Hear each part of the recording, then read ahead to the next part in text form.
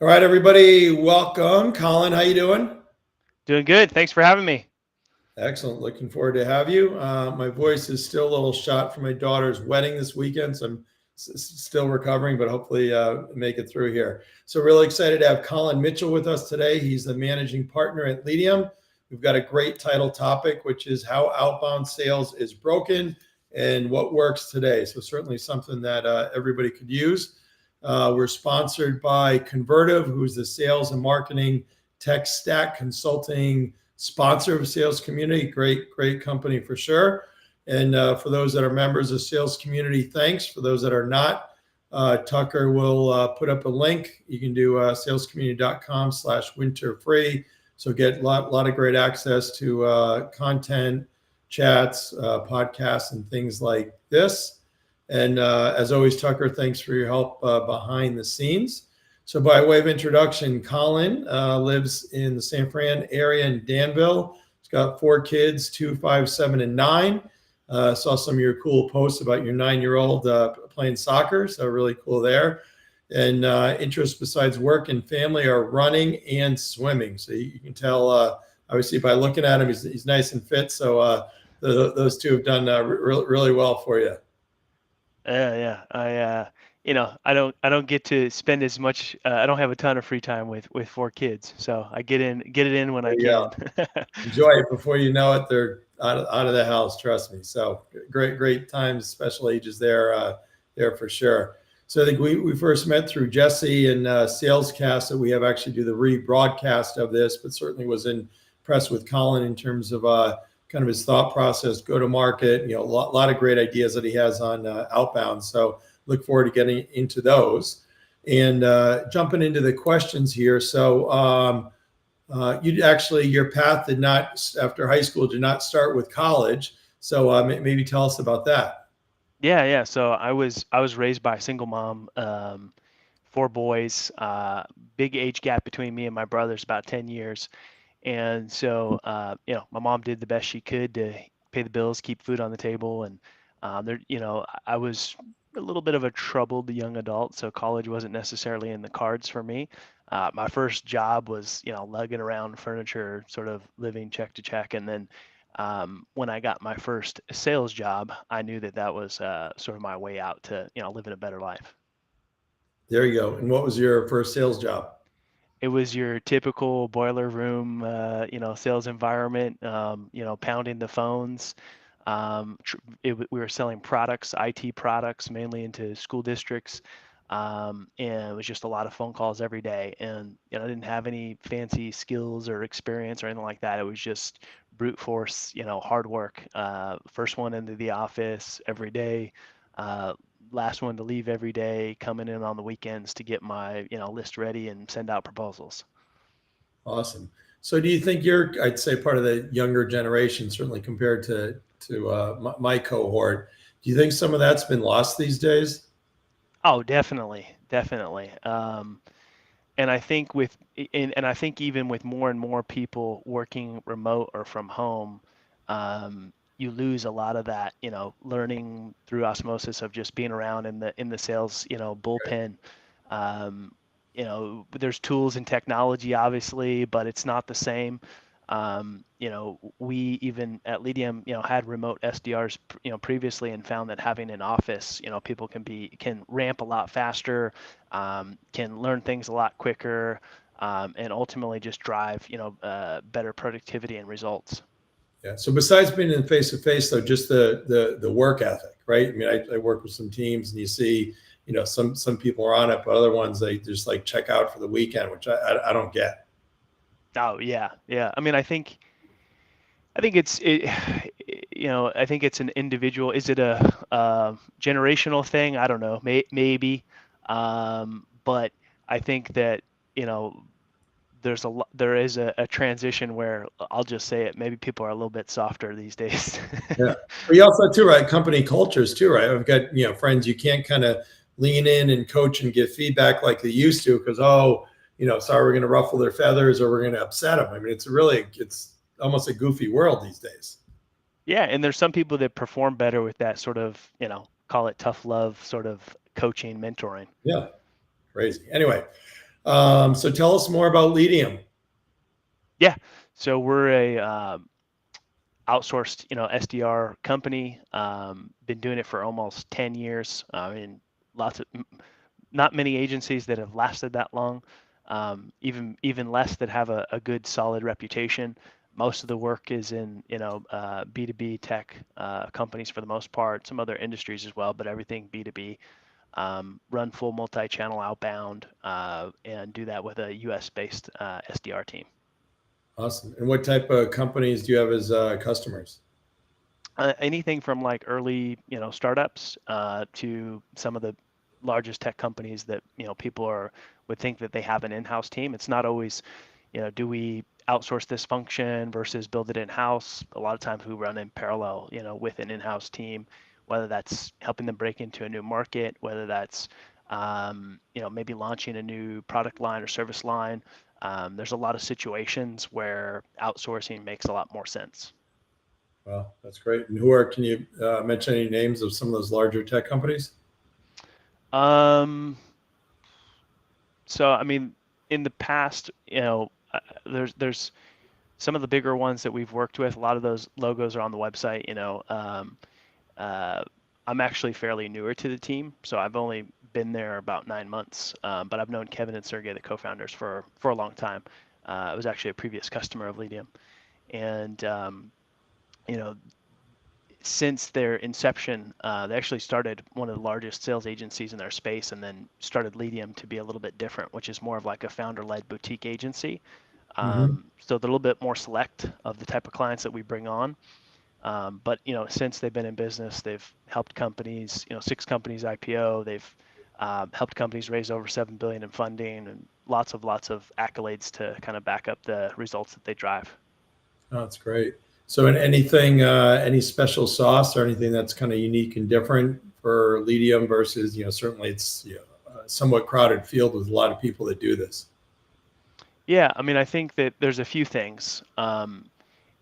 The fact that they're more of a small boutique sales agency helps deliver a better quality of service. In this business, there's kind of a threshold of when you get too big, it's a little bit more challenging to manage people and delivery expectations for clients. Um, and then the other thing is, most people are leaning towards the direction of leveraging AI and doing offshore or nearshore talent to execute. So those are kind of some of the key big differences where it's a fully US based SDR team out of Las Vegas office. Um, we definitely use AI tools for research and data and so on. But we do not use AI for any like copywriting or scripts or emails or anything like that. That's all written, by program managers that have 5, 10 years, or even, one of the co-founders that does a lot of the sequence writing. Gotcha. Interesting. Cool.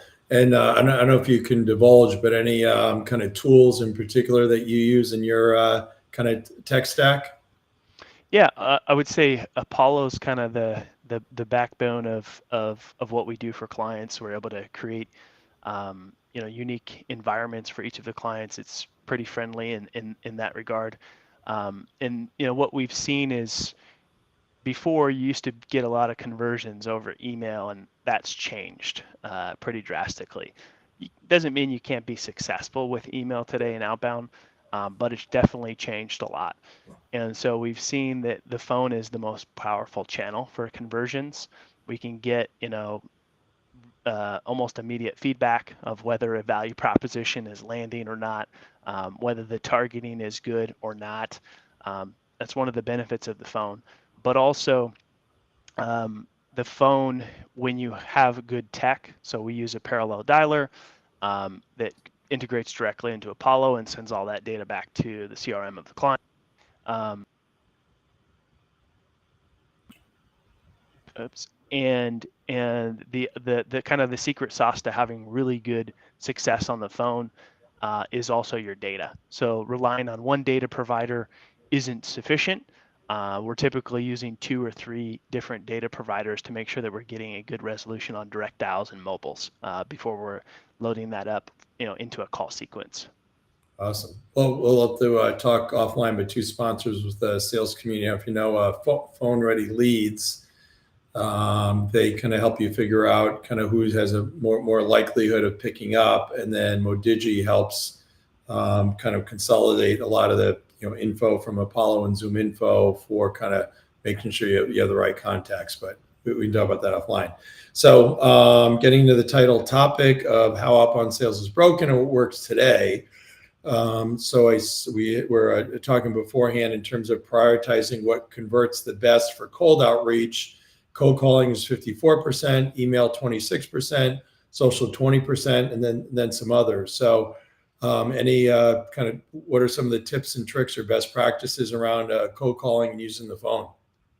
Yeah, I mean, we touched on it a little bit. I would say data is big. So, having um, being able to identify who picks up the phone and prioritize that channel for that prospect is, can contribute to success on the phone.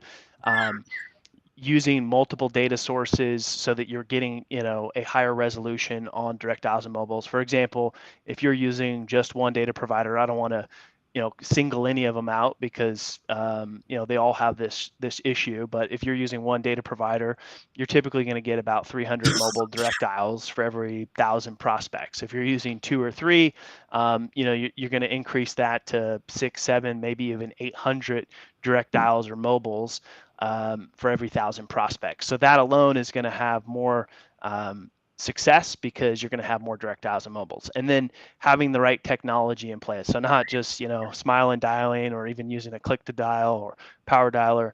I'm a fan of parallel dialers. They're going to, call multiple people at once. What that results in is typically anywhere from every 10 to 14 phone calls that you make, your SDR is having a conversation with one of your prospects. Now, just getting those connects and conversations isn't enough to get the conversions. So what do they do when they have them on the phone? Well, having good research that's done on those people before, whether that's what they talk about on social, where they're located, depending on who you're calling into, stuff from their 10K reports. That's all stuff that AI can help you do research. So it's key that you do your research before you load these lists up so you can have an impactful conversation once they actually pick up the phone. Yeah. So how many, maybe kind of with your team, how many conversations would they have a day? So so our business is a little bit unique, right? Because an SDR isn't necessarily calling for one particular client. They might be calling for 2 or 3 in a day, right? And so they're doing different, those ICPs could vary. Some could be more enterprise where Right. they're not having a lot of conversations, but when they do have conversations, those are pretty high value conversations and typically longer. But let's just say on average, if you're calling into like SMB mid-market, if you're making say 200 dials, then every 10 to 14 phone calls, you're going to be having a conversation with a prospect. Okay. So then 20, so that means 15 to 20 conversations a day. Yeah, that would be, but that's not per day. So let's say that's a third of a day, right? So that could be a third to a half of the day, depending on who you're calling. And then from there, you would expect to convert, a certain percentage of those. And then, in our business, they would then move on to another account. But let's just say you're operating with an in-house team and trying to run a similar motion here. If you have good data and you're using good technology like a parallel dialer, your reps could easily make 400 to 600 dials with that. Right. How many And conversations a day on average, give or take, on average? yeah, I would say every 10%. So they could have 40 conversations if they put 400 dials in for the day. Gotcha. And then if they do for the research angle, because you're there and you're just kind of call. So how can you possibly out of all of those, how can you possibly kind of do any research or getting any information? Because say in your case, if you're talking to the 200, 300, 400, you're not going to research that. But say if I'm cold calling, all of a sudden I get you on the phone, do you have things that then automatically pop up that kind of show any of that research information? Correct. So you would do all the research in advance before you put it in. It's the same research that you would use for writing personalized emails, that you would use to personalize the script. Another nice hack too is most of these platforms have a quick link, to either the CRM. They'll have a quick link to the sales engagement platform, and then my personal favorite, they'll have a quick link to their LinkedIn profile as well. So I'm a big fan of, you get that person on the phone, you pull up their LinkedIn profile, you're kind of, see who it is you're talking to in most cases. And then you also have any notes that you have, from the research that was done previously as well. Okay. So my favorites, which I answer the phone just for sport, and Yeah. we'll get like a Zoom info is probably one that calls probably the most, and then they have like no idea who I am or what I'm doing, and they'll go through, okay, how you doing? About what's your company? They'll talk about one of the other companies, and I'll just say, okay, I'm not really a prospect, but I recommend go check out Sales Community. Probably help you in your sales skills next time before you Yeah. get on the phone with somebody. Here's some stuff you might want to do, right? And I always come so close from kind of doing a post on LinkedIn, but I don't want to tell whoever it is, a poor person, don't want to destroy them. So, so before we move on, any other thoughts around cold calling? No, I think that covers a lot of the basics. Maybe some of the people tuning in might have some questions at some point. Cool. Yeah. So great point. Thanks. So anybody that is watching or listening with us, feel free to chime in with any comments or any questions as well. Or if you know Collin, feel free to roast him a little. Anyway, so now I'm next, always up for a good roasting. there you go. All right. It's out there. All right. So with emails, certainly, again, we all get a bunch of stuff, and I always laugh. It's, kind of generic, versus personalized. So I imagine personalizing it is something that's crucial, right? Absolutely. I mean, it's the only way to really win with email today. Um, and personalized doesn't mean hey, some AI tool found some, icebreaker and injected it into a merge field. Yeah, definitely. And then, so what do what are ways or kind of things that you recommend in terms of how to personalize? I think social is a good one. So, there's a couple, it depends on, there's a few things, right? I mean, number one is segmenting your data well, right? I think that's where a lot of people go wrong is they want to email too many people. Working, really refining your list and segmenting it down as much as possible is going to help you so that you can easily personalize. Also, make your messaging a little bit more relevant to that specific person. Could be maybe buyer intent data, could be something that they talk about on social, could be a podcast that they recently went on, it could be something you found in their 10K reports, maybe a blog, something like that. So you're looking to segment down your list to make your messaging relevant, and then you're looking for something specific to personalize it to that individual. And those are all different places. One of my personal favorites depends on, this doesn't work for everybody, but if who you're prospecting into, especially if it's an executive, a CRO, VP of marketing. A lot of times these people are fairly active on social. A lot of times these people go on podcasts, maybe even have a podcast. Those are great nuggets. If you just go listen to it on 2X, podcasts that they went on, you can grab some things there. Now, these aren't things that you can necessarily do at scale, but some of the most effective things that you can do are the things that you can't really do at scale. And those are the things that are going to break through the noise. Everybody's just got lots of competition in the inbox, not to mention the challenges of even scaling email up with if you can not get caught by the spam filters. Totally, yeah. So that's a good point there. So what's the latest now on the spam filters? Because it seems like more and more people are leaning toward calling versus email, because if you're at kind of whatever company, if you're doing kind of too much, you kind of get put in jail, and then therefore everybody else at the company with the same domain kind of gets put in jail, right? Yep. Colin, you there?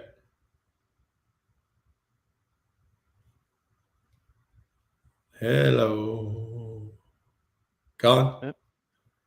right, I can hear you. Can you hear us?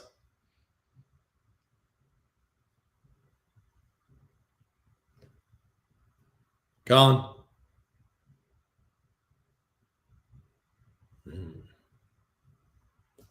Cannot hear you. I lost you there for a second. Okay. You're back. I can hear you, can't see you, but Oh, don't worry. I hold see your water bottle. I think you got to turn on. the phone Give me around. 1 second.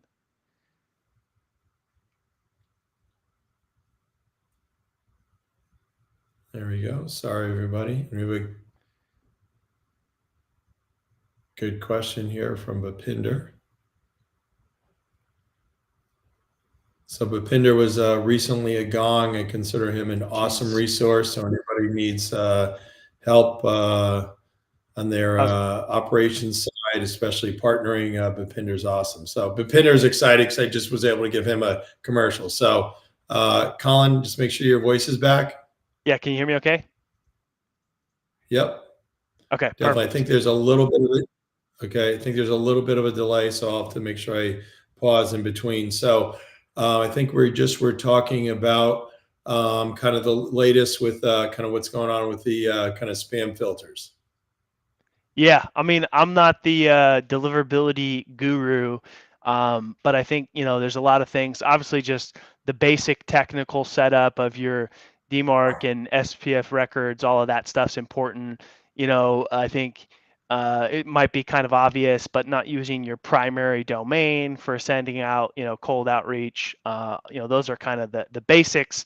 But then there's a couple other things like not sending too many emails too fast, right? So if it's a fairly new domain and you should be warming that up, you're going to want to start sending maybe 20 emails a day, slowly scale up to 40, then 100 plus. So those are some of the basics around deliverability. But then there's also the fact that you don't want to be sending a lot of the emails that all look exactly the same, right? So personalized emails are going to help with deliverability as well. Building up enough positive sentiment where people aren't marking you as spam over time. Those are all things that are going to help. Awesome. Very cool. And then if you are kind of, I'll say, I call it being put in jail, but kind of spammed, how long does that take? How long are you in jail for? Oh, I don't know. I think, once you once you burn a domain, I think you're better off just moving to a new one. Yeah, but if you're a real company, if you're kind of ServiceNow or Dell, how can Yeah. you, I mean, how can you, how is it possible to properly police? Properly police as far as so you don't get put in jail or getting out of jail if you've gotten Yeah, jail. getting out of jail, right? I mean, Yeah, I've never really gone down that path so I'm not entirely sure. I'm sure if it's your primary domain, then yeah, you've got to figure out how to build that domain reputation up again. And I've definitely talked to some folks that have ran into those types of problems. But as far as how do you get a domain back into kind of good standing that is, you know, on some of those spam lists, I'm not entirely sure. well, all right. So from Bhapinder, question from cold calling to lead generation management. Are there any tools or systems that you use or recommend? You touched on a little bit before, but maybe anything else? Yeah, I mean Apollo, Nooks. I mean there's a ton of them out there.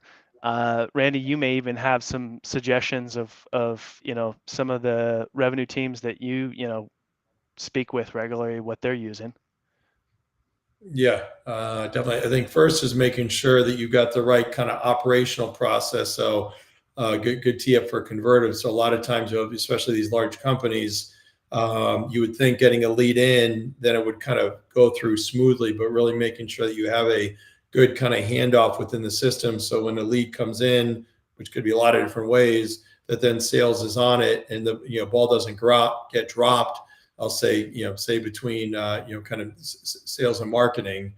And then I mentioned already a little bit before with Modigi and phone ready leads, and a lot of it too is just making sure you're properly trained, which kind of a Sandler Octus can as well.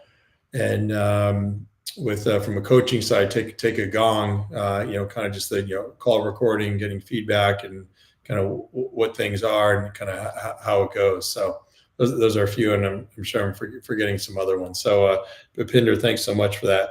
So, just kind of wrapping up here on emails. So, it may sound goofy, but kind of subject line as well, I assume, makes an Yeah, impact. I'm a fan of short subject lines, like 1, 2, 3 words at the most. But doesn't that, like, say if it's for Gong, if I'm saying, okay, Gong helping ServiceNow sell more. So in your definition, that would be kind of too long, right? Yeah, I would prefer just sell more, right? And sort of like try to catch their attention. The point of the subject line is to get them to read the email, right? So you want to intrigue them to just open the email. Sometimes if you put a little too much in there, then you've sort of given them too much where they may feel that not necessarily intrigued enough to open the email, right? Each line of your email is to get them to read the next line, right? Yep. Got it. And then kind of from a messaging, I'm, kind of big on kind of as an example, kind of what's the value, right? So you should have things that are impactful. So, if you're with the CFO and I say, if you're in the elevator and you got 15 seconds, kind of what are you going to say? It's not a bunch of technical mumbo jumbo. It's how you're going to help generate revenue, kind of save money, get a competitive advantage. What's your thoughts on that and other messaging aspects? Yeah, I totally agree. As long as it's not coming off as too pitchy, right? You can pose a question that aligns with some goals that you think that they might have. You can, mention a few things that you are hearing from other CROs, sales leaders, and ask them if it's relevant or not. And then, to kind of wrap it up, I think where a lot of people go wrong is you want to have more of a soft call to action, right? Where hey Randy, is this something that's relevant to you, or are you interested in learning more, or does this sound like it's worth a chat? You don't want to ask for the meeting. You don't want to send a calendar link, any of those kind of things, where that I still see people surprisingly do today, which is super ineffective, and also helps. If you're dropping links in there, that's also going to hurt with deliverability as well. Gotcha. So if I debate you a little bit, and it's fine if we disagree. If it's something that they're going to be have interest in, and say, would love to set up a meeting with you. Here's my calendar. Feel free to pick time here. Doesn't that, if the person's interested on the other side, doesn't that help to avoid kind of some additional back and forth, or no? It does, but sending a link will definitely hurt deliverability. And, I think part of it is that for, somebody with you, like you, where you're very busy, you want to be super efficient, that approach may be a better approach. But, person to person, and making sure that your email even gets read is kind of more of a priority than it getting caught in spam. Because if you're sending that link across, there's a lot of people that are just never even going to get the chance to even read that email. Gotcha. And it may be a little different too. So say when I'm doing kind of outreach on behalf of sponsors or clients, they already either know me or know of me. So that would kind of, I'd say, increase the likelihood of being positive as opposed to being pure cold, pure cold of them not knowing me or knowing the company or anything like that. So that's probably a difference as well. Yeah, and if it's like a one-off email and it's a warm intro or referral, something like that, and you're trying to be efficient, by all means, no problem with that. But more like cold outbound at scale, in a sequence, you want to avoid some of that stuff. Gotcha. Okay. And as I said before, if there's any other questions or comments, anybody watching or listening along, feel free to chime in. And what about, we're on a podcast now. So what are your thoughts on leveraging podcasts?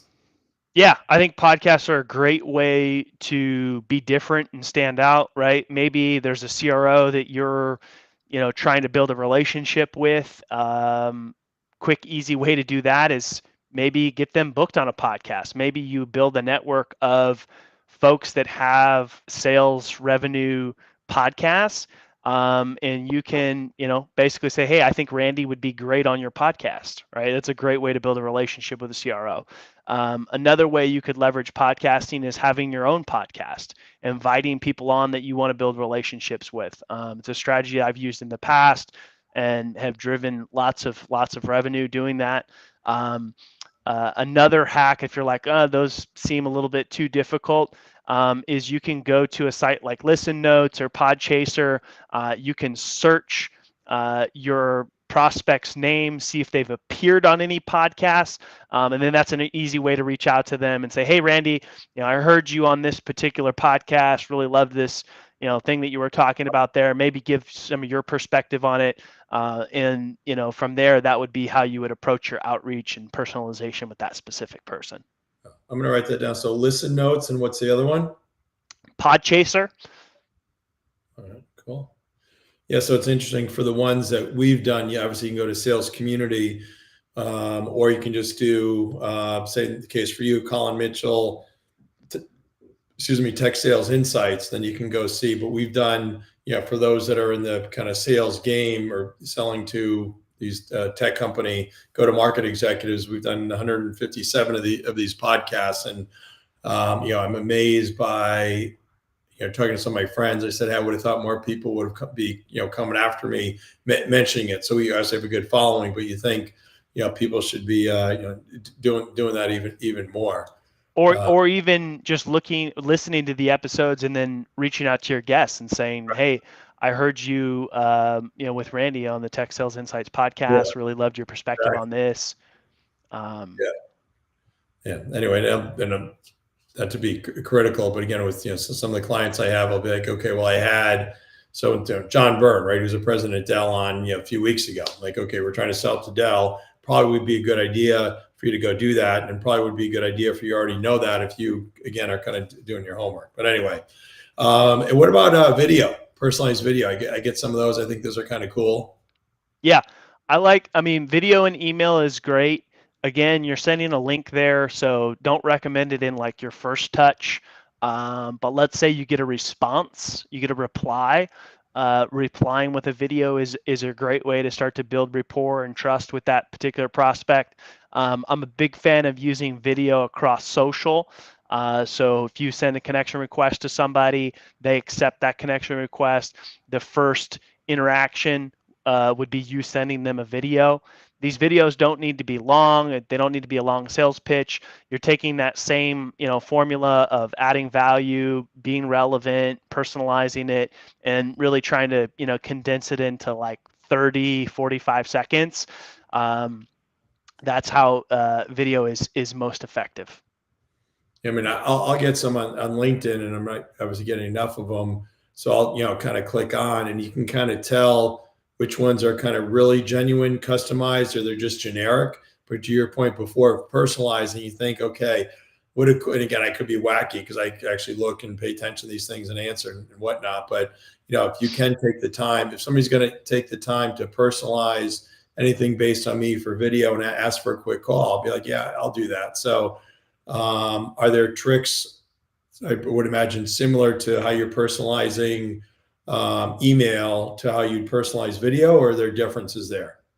I think the general like framework is pretty much the same, but there's a few things that you want to do. Like this is not a good example. I was technically challenged today, so I'm joining this from my phone.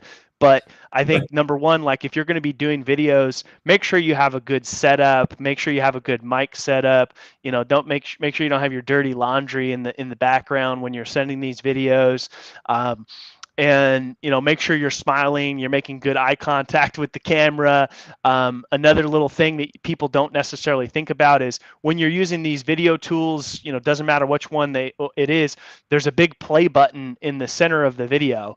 And so you want to make sure when you are starting out your video, you kind of stand out of frame so they actually can see your face and not just a big play button on your face. So those are small little details that can add up to larger conversions of your videos actually getting clicked through, and then actually converting to meetings and conversations with your prospects. Gotcha. But it is crazy. You think about it, we had some of the technical challenges with your computer, but yeah, you're on a phone now, and who would have thought, pre-COVID, right? You'd be doing a podcast on a phone. I know. It wasn't my preference, but my Mac was not cooperating today, and I'm glad we were able to make it happen, even though it wasn't the most ideal tech setup. Yeah, it worked out great. Any other best practices to be successful with Outbound? Yeah, I think integrating social is important. Couple tips on social: just don't do what everybody else is doing, right? Connect and pitch with these long messages and a calendar link. We see it all day. It's ridiculous. The main way to win with leveraging social, like a platform like LinkedIn, is you're building relationships. You're trying to get conversations started. You're nurturing these. Don't be the guy or gal that connects with somebody and then 5 seconds later sends a 3-paragraph pitch with a calendar link. Same philosophy and framework here of, be personalized, be relevant, add value, soft call to actions. Those are really, how you're going to win with social. If you're doing any sort of outreach on social, posting content regularly is going to help. You appear as an authority in your space, you posting stuff that's relevant to the people that you're connecting and building your network around as well. Or at least perception's reality, right? Yeah. They think and I saw there's a recent program called LinkedIn Top Voice.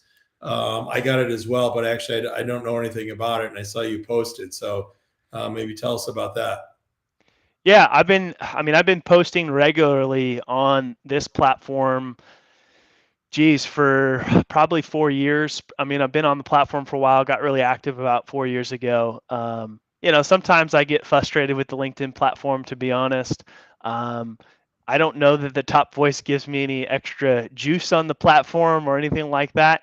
But there is a lot of awesome people like yourself that have got into this program. They basically told us we get a lot of the new features and functionality top voices will get first. We get kind of some insider information from the community, the LinkedIn community folks, and that's about all I know about it so far. All right, cool. One of my pet peeves when you do the LinkedIn Lives, they have a max of 1,000 invites that you can do per week. Yeah. And then it doesn't tell all for who's invited. All it does, it shows you like 40. So you have no idea how many you're at in doing these invites. But anyway, that's old news. What about kind of going through your career here? Any one or two mentors in particular that have had an effect on you and advice that you've received? I haven't had a ton of mentors, but I could tell you, from that first sales job that I had, I learned a lot of bad habits in selling that I had to unlearn. I was your typical very aggressive commission breath salesperson. And there's been people that I've followed, books that I've read, podcasts and such, where I learned a different way of selling that's been very beneficial. Awesome. What about advice to your younger self? Advice to my younger self. That's always an interesting question. I would say it's okay to be patient. I still struggle with patience, when as far as in business. Yep, totally. And then AI always comes up. You touched on it a little bit before. Anything else that you're doing or leveraging on the AI front? I think that where what I think what was kind of last year, you're seeing a lot of AI products being launched, right? Some gimmicky, some good, some not. Um, but I think what's getting more interesting is you're starting to see chief AI roles and companies really trying to figure out how to roll it out to their to their employees. And so I think that's what's going to really continue this year is more people figuring out how to enable an AI strategy, within their revenue org. Gotcha. And any pet peeve? I've mentioned some of my pet peeves. Any pet peeves that you have relative to just kind of sales in general these days? Um, I think, the one that you mentioned, I'm also somebody who picks up my phone pretty much always if I'm not in a meeting. And it's when people call and literally have no idea who they're talking to, why they're calling me. Um, it's just lazy, and it's like really pointless to be making cold calls just for the sake of getting an activity. I think the general rule of thumb here is with outbound, like less is more. People often think like, we need to make more calls, and you really just need to make the right calls and do it in a more effective way. Yeah, but so on the one hand, I feel bad for those individuals because they just have crappy coaching, right? So their leadership and the coach. So there's somebody that has this metric of, okay, it's all about the number of dials and all about number of pickups. But then to your point, they're not worried about the quality of it. So, from a leadership perspective, that's really where it's flawed, right? Exactly. Yeah, it starts with the top. Crazy. And then what about within kind of SDR organizations or BDR organizations these days? Any things in particular where you think they're kind of flawed or could do different or better? I think that we're seeing a lot of those teams smaller than they used to be, and we're also starting to see kind of the comeback of the full cycle rep, and AEs having a certain quota of self-sourcing their own deals as well, which I think is great, and I think that's a shift that we're all seeing across the board. Yeah, totally.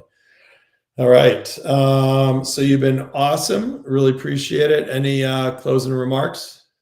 No, thanks for having me on. I'm glad we were able to make it happen, even with the technical challenges that we had. We really made Tucker work hard today before we hopped on here. But glad we were able to figure it out, and appreciate you bringing me on the show. Awesome. And next week, we had to do a little swap with Muhammad Ali. He's the chief operating officer at IBM Consulting. He's got a small team of, I think, about 160,000. Great longtime tech exec. His title topic is going to be how generative AI is disrupting the IT consulting industry as we know it. So that's February 15th. February 20th, you may know Richard Harris, who was, I love his content. He's got a new book hot off the press called The Seller's Journey that we're going to be talking about. And then February 28th, Peter Truzino, who's a president at Dell, runs the Americas and North America region. His title topic is going to be Culture Eats Strategy for Lunch. So, and a lot of other great speakers lined up. If you want, you can go and see. Embarrassingly enough, we're booked up now every week for over the next 6 years. So who knows what I'll be doing six years from now. But for those that are members of Sales Community, thanks. Tucker's got the link up there. And for Convertive sponsoring this, thank you so much. And Collin, when we cut off here, if you can stay on and we can do a quick recap. Everybody have a great week. Thanks. Happy selling.